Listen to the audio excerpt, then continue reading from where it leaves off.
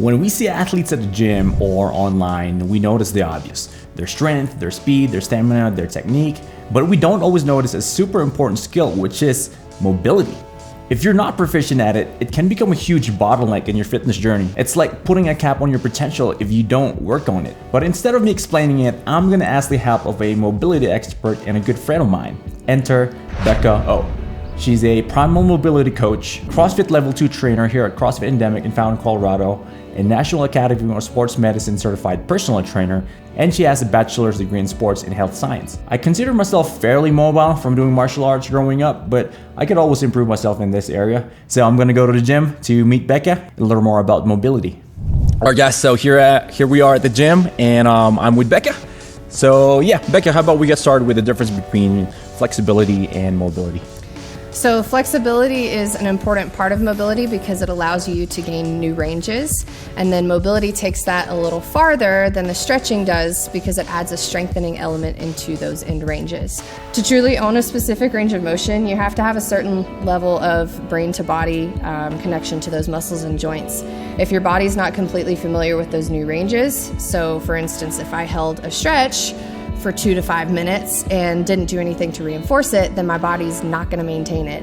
If you don't have mobility, how can it be a bottleneck in your performance at the gym? So we'll take back squats for example. If you are doing a back squat, you have to have adequate hip and ankle mobility to get down to the bottom to hit full depth, which essentially you should be able to do without weight at all. So for the overhead squats and snatches and even cleans, that gets a little more technical and needs mobility even more. And if you don't have adequate mobility there, then those are going to be really limited. I actually struggle with degenerative arthritis in my right ankle thanks to a previous accident. And so by doing this focused work, I'm able to stand longer at work. I'm able to run around with my kid more without pain. I can do double unders and box jumps, which was unheard of a few years back. So it just improves it all around. So one thing to note about mobility work, unlike stretching, this should feel challenging. So you're not just passively sitting in a stretch, you're focusing on that joint and you're firing up all the muscles around that joint. So that's it for information and theory. How about we put this thing into practice? Sweet, let's go. All right, so we're gonna go through 4 movements to hit the big 3 that we need to focus on. So we're gonna start with thoracic prisoners. This one's gonna help your upper spine. So what we're gonna do is start on all 4s. You're gonna take one hand, place it on your back, and I want you to actively press down into your back. And then from here, we're gonna rotate that elbow to the floor, and then you're gonna rotate that elbow up to the ceiling. Next one's gonna be hip hurdles. So this one is for, obviously, the hips. So we're gonna start in a 90-90 position. You're gonna place one hand on the outside, one on the inside of your legs. Try and keep your chest as high as you can here.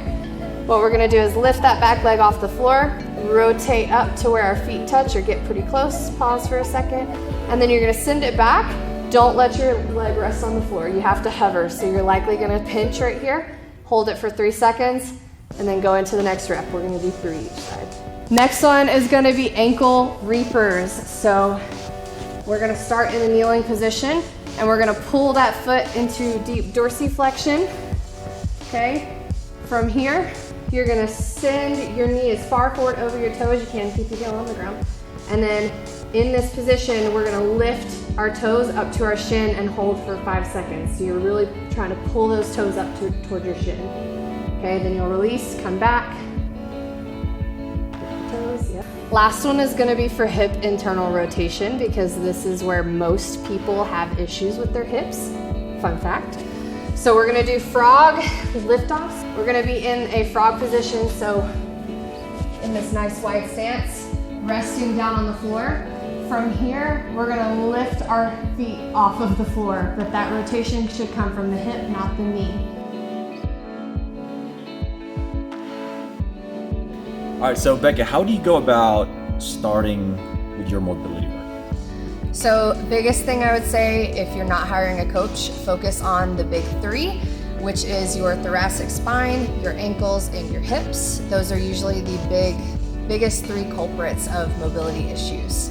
So I would recommend 20 to 30 minutes a day It doesn't have to be every day, even just doing 4 to 5 times a week would be beneficial.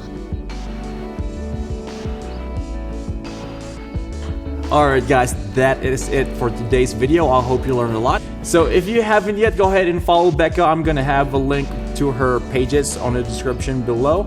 And I'll see you next time. See ya.